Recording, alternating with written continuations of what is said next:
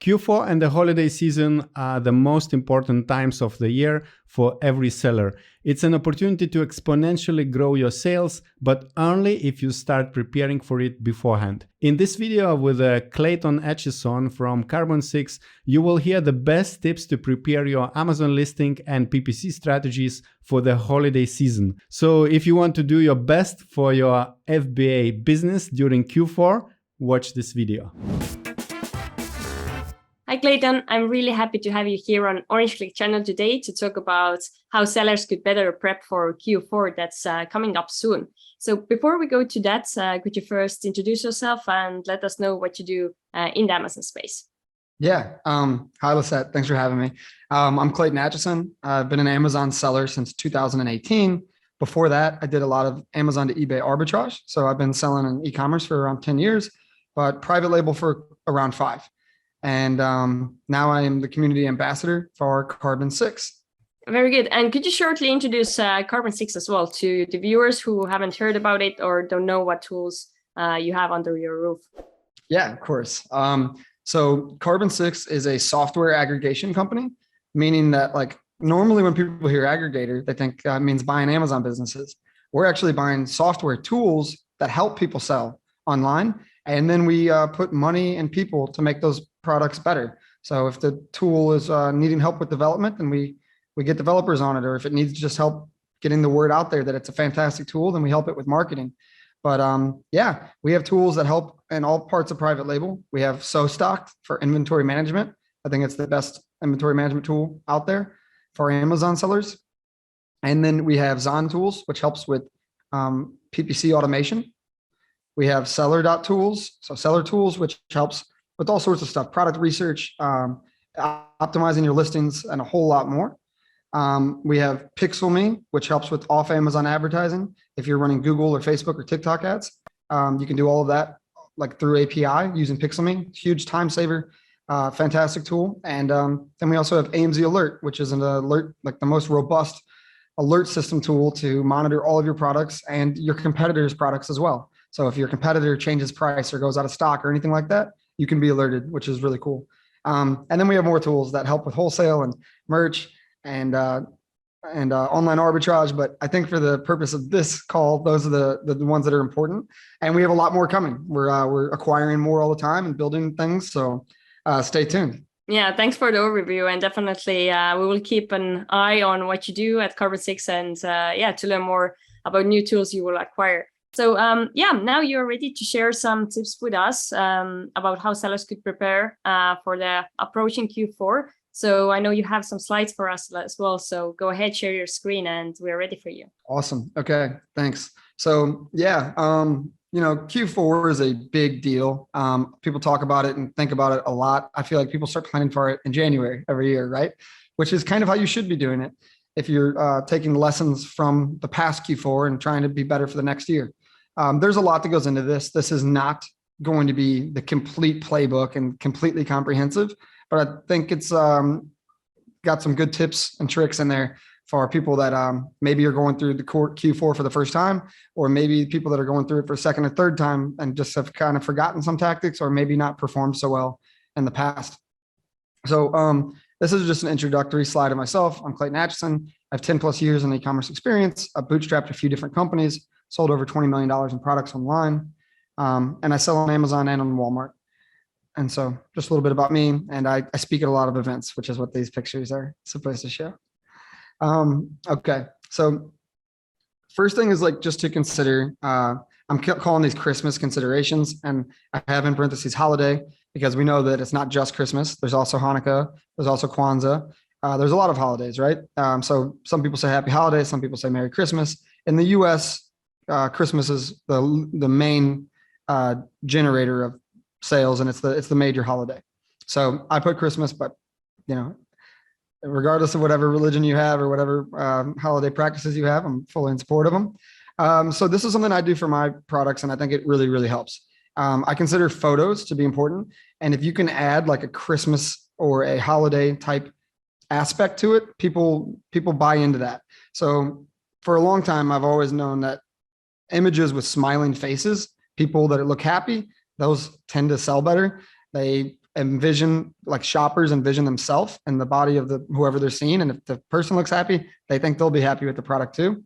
And especially around the holidays, if you can add red and white and green to your photos and Christmas trees, etc., it's just been shown to convert better. So if you're wondering, well, how do I get these photos made? You can use Fiverr. I prefer Freelancer. I've just found that I think there's like higher quality freelancers on Freelancer. And these people are really good. They have subscriptions and can find you free photos or very, very cheap, like iStock photos to use in your images. And you can use them year after year after year. So I use a lot of the same photos like every Christmas. I just swap them out. I do something similar for Halloween for a couple of my seasonal products as well. And I think Freelancer is just a little bit better at making sure that you're not in any copyright violation or anything. So just, make sure you're not using photos that you don't have the rights to use, but it's not too hard to do that these days. And then another tip here is that if you are editing your A+ content, which I recommend you do, that make sure it's mobile optimized. So make sure that whenever you're making these changes that you're checking to make sure that everything looks good, both on desktop and on mobile. You don't want to, put all this work in and then figure out it looks terrible on mobile. So just a little tip. All right, let's go to the next slide. Also, not just photos, but also your copyright, right? Your copy inside of your listing. It's great to start thinking like a shopper. And if you say things like, this makes a fantastic holiday gift or present, that's what they're doing. They're shopping for the holidays. So you need to like talk to the person that is shopping.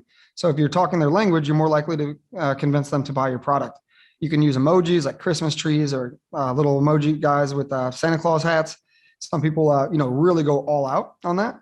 And I think that what I found with working with like professional copywriters is that a lot of times they talk about the feeling that the person will have. So if you're buying a product, it's not just like, oh, I hope they like this toy.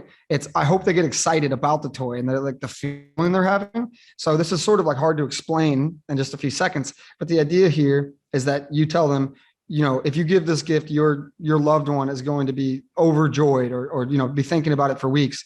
Because selfishly, even though we buy people products and gifts, a lot of times we want them to remember that it came from us and have a special feeling, connected with that product, with the person who bought it for them. That's why, you buy jewelry and things for, your loved ones, so that every time they put it on or wear it with their favorite dress, it's, oh, this person bought it for me. That person bought it for me. So talk about the feeling people will have in your copy, if possible. And also, you should know the long-term value or lifetime value of your customer. So if you have a subscription item, it might be a great strategy to like break even or take a loss on like how much ads you're pushing or the original price of the product. Because if you can get that one person in the door and they continue to subscribe to your product, the lifetime value, the subscription products, there's some different math that goes on. There is a product, it's not connected to me whatsoever, nozzle.io, which helps you understand the lifetime value of your customers. But there's good examples of this. Like you can probably see it here. If I move this over there's like a inside my house garden. I bought that product on Amazon, but then like I subscribed to get more seeds and plants to grow it. And so that's Garden, Gardyn. And then Peloton's doing similar things where they're saying, hey, we'll sell the bike at a loss. We don't care. We just want to get those bikes in as many homes as possible. So they subscribe to the workout channels. So know your product and know how valuable just getting a customer in the door can be, especially if you have like a razor blade model. You sell the razor at a loss, but you keep selling the blades. So think about that. Another consideration is your storefront. I think a lot of people overlook the storefront. They might look into individual listings or they're like hero ASINs, but your storefront can do a lot of the work for you. So basically consider making your storefront like beautiful and very Christmassy. And you can save templates and change it back pretty easily. Also, this is a big one. This is where I wrote big one. Consider Christmas keywords and start to rank for these as early as possible. If you start trying to rank for Christmas keywords December 1st, you're probably too late. If you start in October, just a little bit of advertisement, or you start indexing them on the back end, you don't even have to advertise them in the front end, but you can. Dog, I'm trying to think of something, dog Christmas gift for dog. If you sell dog products, that's a great thing to start ranking for in October. You can run paid ads to that. And there's people that search for that all year because they celebrate dogs' birthdays and things like that. So it's really not a terrible thing to rank for ever, but start ranking as early as possible. These are just some words like gift, Christmas gift, present, Kwanzaa, Hanukkah. Do your own research, but think about how you can optimize your listing for the Christmas holidays. And also on that same thought is La Navidad, which is Christmas in Spanish. So I've talked to people about this before, but this is really important. There's 63, almost 64 million Hispanic consumers in the United States. They have a ton of spending power, and a lot of them are searching in Spanish. So this is talking about Amazon, and historically they launched their website and app in Spanish in 2017. And then in 2020, they changed their translation algorithm. And now they've offered the option to upload inventory in secondary language directly on Seller Central. Well, if your product is like older than 2020, which a lot of people do have products, there's a good chance that it was not automatically updated as far as the translation. So if you want to go and check how your product is looking like in Spanish, you can hire somebody that speaks Spanish. You go up here to this little flag, you pick Spanish, and this is a perfect example of what can go super wrong. This person was selling a 4-inch camera, and it was translated to 4 cameras. Like back before 2020, poor translation. So this person was leaving negative reviews saying, I ordered 4 cameras. I only got 1. And it's just because the translation was awful. So what you can do is go in and ask Amazon manually to update the translation, and they'll do it for you automatically. So I would just do this on all products anyways, just assume they haven't been updated for a while. But anytime you make a big change, like let's say you say best Christmas gift ever, you want that to reflect in Spanish as well, because a lot of people are searching this in Spanish.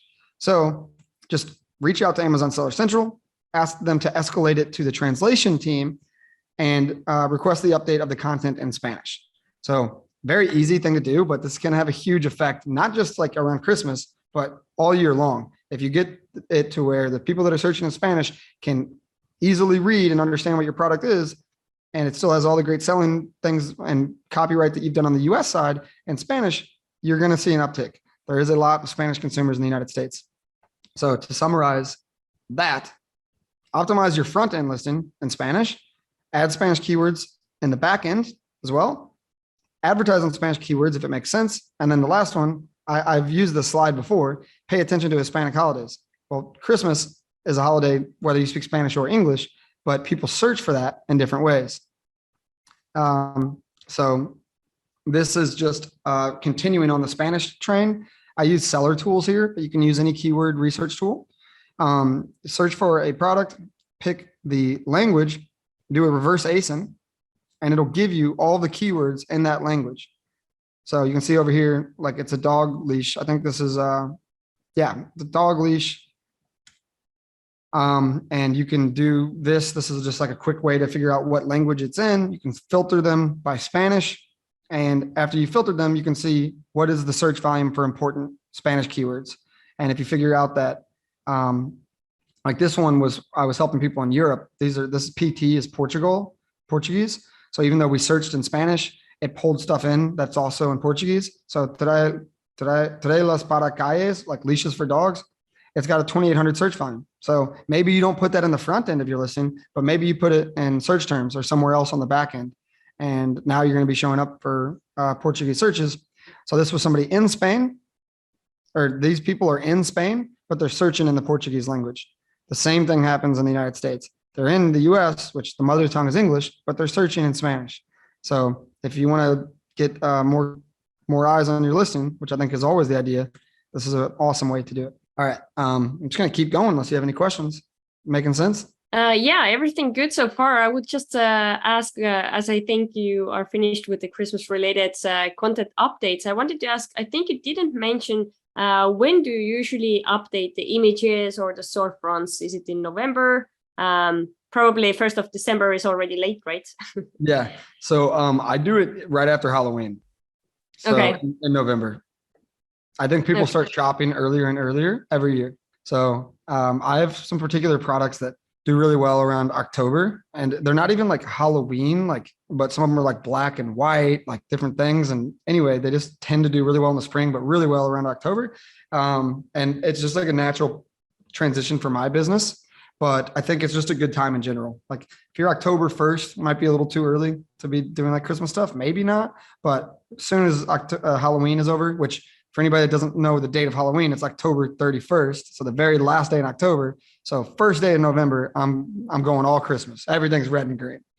Yeah, it's a really clever idea, and I think customers really enjoy to see Christmas-related content as well. But you're a seller yourself, so when you look at your competition and competitors, then what would you say? Do most of the sellers kind of update their listings during holiday time, or is it kind of a way to stand out from basically the rest of the sellers? I think that most don't, especially like some of the like lowest price, like a lot of the Chinese sellers. I think they're playing a numbers game with many products to where they're competing very well on price, but I don't think they're spending as much time on like building out the products, which is a good way to stand out.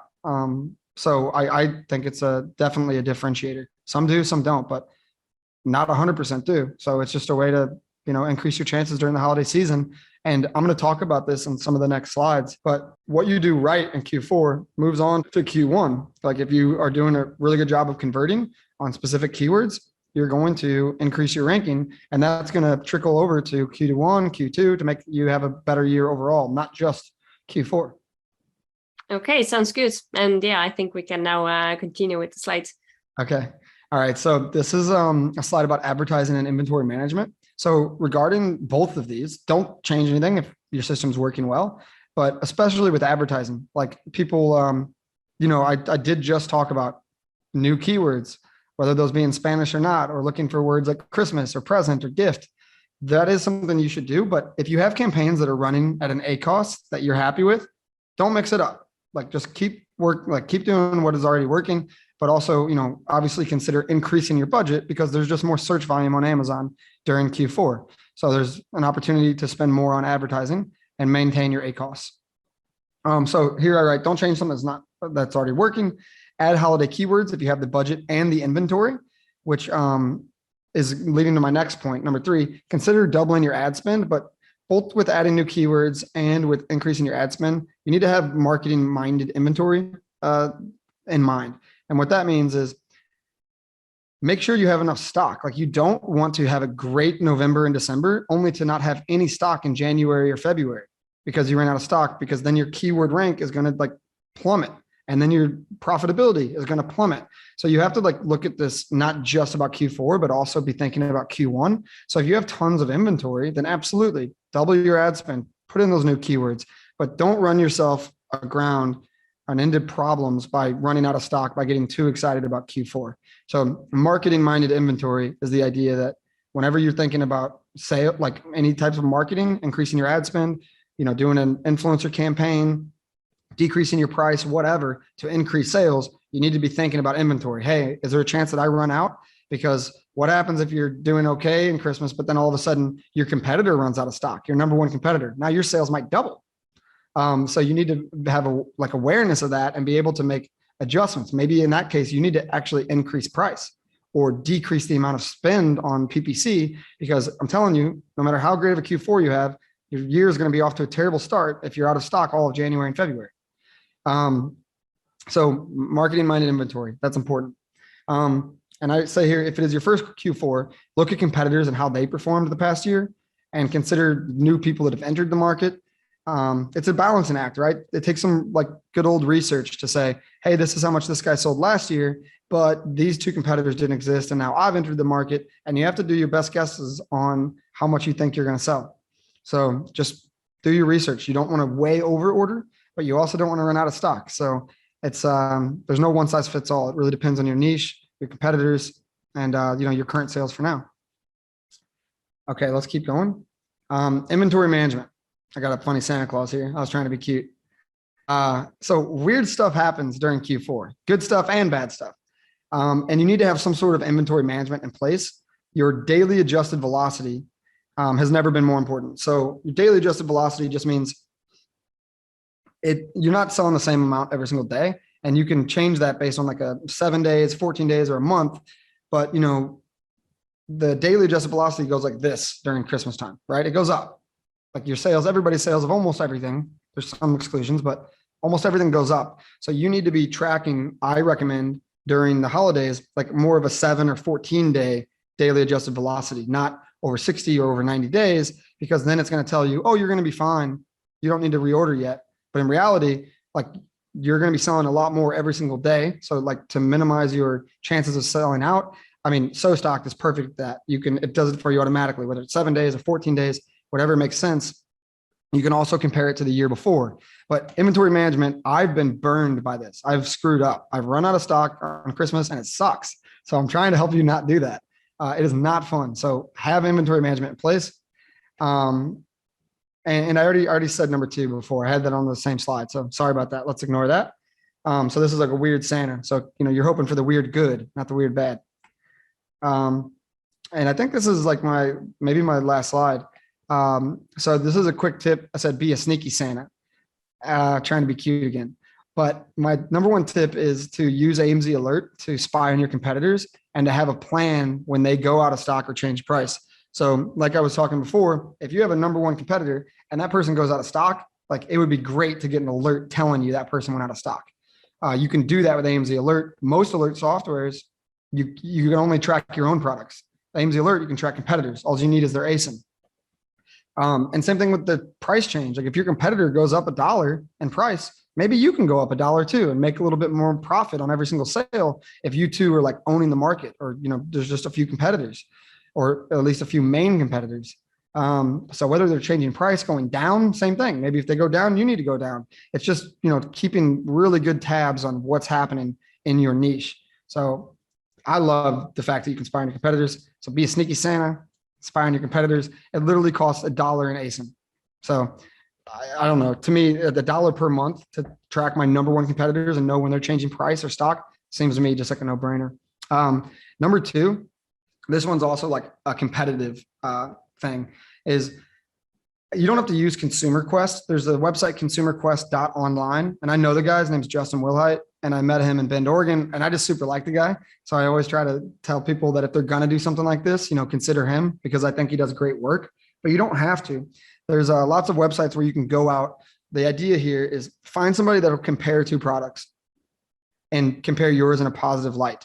So if we're selling a dog toy, right, then the number 1 competitor, maybe number 2 competitor, and our product, like for the top 3, we have somebody do a video and basically say, this is a review of the top 3 dog products selling on Amazon. And they say, I like this, but I don't like this part. And then they rank them. And ideally, if you're paying them, they rank yours number 1. And that video will show up in related video ads. And it's coming from a third party. It's not coming from the seller. So it looks more honest, more transparent, and it'll show up on your competitors' listings as well as yours. So if somebody's on your competitor listing and they paid for the PPC click, and then they're watching a video and they're like, oh, this is number 1. I'm going to go over to Clayton's ad. You didn't pay for that click. You just stole that customer, and you're going to have a higher conversion. So these videos are extremely like really good converting. Justin works with a lot of guys from Shark Tank, like Dude Wipes and other other cool products. He's done some stuff for like really big companies, but he's still like way affordable in my opinion. And he's got a 51% conversion across all of his videos. If somebody watches the video, the one that he ranks number 1 has a 51% conversion. That's insane. So this is a very cheap way. I think don't quote me, but I think it's a few $100 for a video to be created like this, like 400 or something like that, for 51% conversion and to show up in your competitors' listings. That knocks out like a lot of things all at once. So I think it's incredible. And then number 3 is just take notes to learn for next year. This is like a pretty lame tip, but a lot of people, like, there's so many moving parts during Christmas that they like are going a million miles a minute and they forget like what they did wrong. And they also forget maybe what they did right. So try to take notes, and like after, Q4, look back and say, hey, how can I start preparing better for Q4 this upcoming year? And what did I do wrong? What did I do right? Just basically learn from your mistakes. And this is the very last slide. I was trying to be cute again. I said, don't drink too much eggnog. So don't get just overly hyped about Q4. There's 3 other quarters of the entire year. And you don't want to run out of stock. You don't want to forget that your keyword ranking lasts all year, not just for Q4. So if you run out of stock, that could really hurt you. So plan for all year and then know that Q4 is a great bonus. I don't bet my business on Q4. I try to have a good year from January to December. And it's awesome that you get more sales in November and December, but you don't want it to come at the cost of a terrible Q1. So I think that is it. Nope, I'm a liar. I got one more. Enjoy the ride. So plan. I already talked about that. Don't sacrifice Q1 to Q3. Learn. Enjoy time with your family and friends. This is cheesy, but the reason I got in the business and I wanted to have my own business was so that I could create my own schedule. And we need to do that. Don't forget what matters about life, which is spending time with loved ones. And then I already talked about this. Do a year-end review with lessons, learnings, and a SWOT analysis. SWOT meaning strengths, weaknesses, opportunities, and threats. So I would highly recommend you enjoy some time around Christmas with your family, and then January, really look back and figure out what you could have done better, and go from there. And this is just my slide. If anybody wants to contact me, that's my LinkedIn QR code, and that is my email if anybody has any more questions. But that is all I got. So I appreciate you. Yeah, perfect. Thank you so much. You really shared really good practical tips. Amazon sellers definitely can, make notes and apply right away, because once this video will be published, they still have plenty of time to get the updated content that those are uploaded in the right time. So as an Amazon seller yourself, so what are some of the biggest learnings you have made notes about during previous years about Q4 that's you think you could improve, or perhaps you have had also some issues or some unexpected things going on? Yeah, the big one was the daily adjusted velocity that I talked about. I had like an inventory management tool that I kind of built myself with like Excel docs, and I'm pretty good at Excel, but it wasn't like adjusting quickly enough, and running out of stocks, like pretty much the worst thing that can happen. The other thing was I found out like much later about what my competitors were doing as far as changing prices, which is why I started using AMZ Alert to get email updates. Because if you don't know that your product, like your customer or your competitor increased price by $1, then like, yeah, your sales are increasing, which looks great, but you're like, oh, it's just because like the holiday season is heating up. But in reality, it's like, no, it's because your competitor raised the price by $1. I didn't. So now I'm like extra cheap in comparison, which means that maybe my forecasts for how much I'm going to sell during the season is wrong. If you don't notice that for 10 days, then you're selling a lot more than you thought. It's just another like easy way to be like, hey, look at this more closely. They just lowered the price. Maybe you're going to like run out of stock because your sales are crazy high. Maybe you should consider following. I mean, Amazon's always trying to get you to lower price from a seller perspective. So it's nice when your competitors raise prices, like you can kind of move as a unit. That would be like collusion if you did it, like planned it, but if you do it naturally, it's great. So anytime you can raise your price and make a little bit more money, especially with all the inflation that's going on and everything else, like it's getting harder to make a buck. That's a great thing to do. So on multiple products, I believe my competitors were running out of stock. And in order to minimize the chance of running out of stock, they raised prices to minimize their sales. And I should have followed that more quickly because my sales shot up and I was excited for a minute, but it bit me later and I was making less money per sale than I could have. And I ran into like out of stock issues.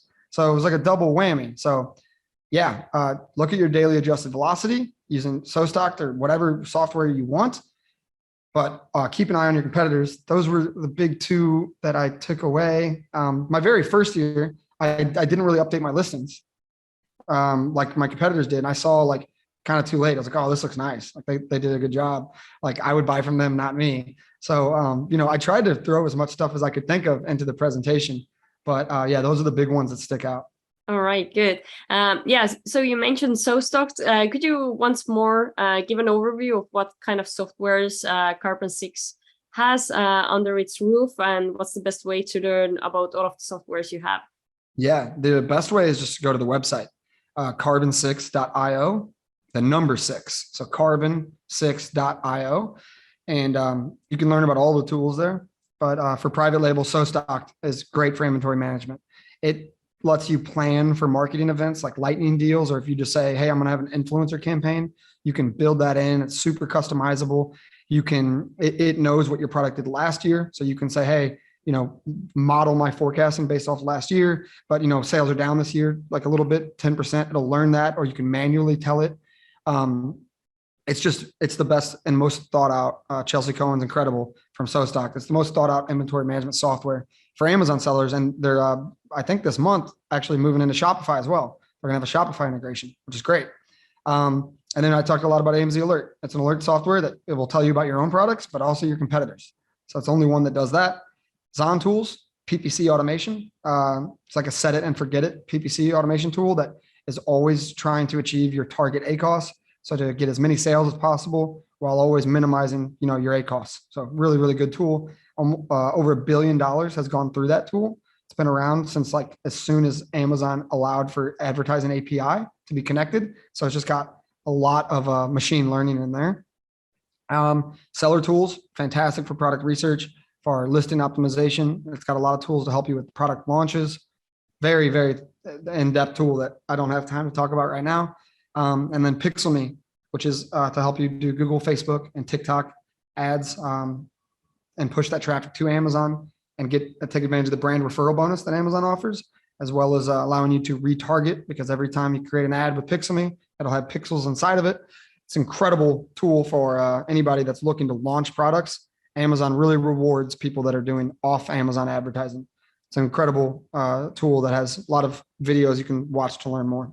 All right. Thank you so much, Clayton, for taking the time to join me today and share some tips with the sellers who are watching us. So thank you very much and hope to see you soon again.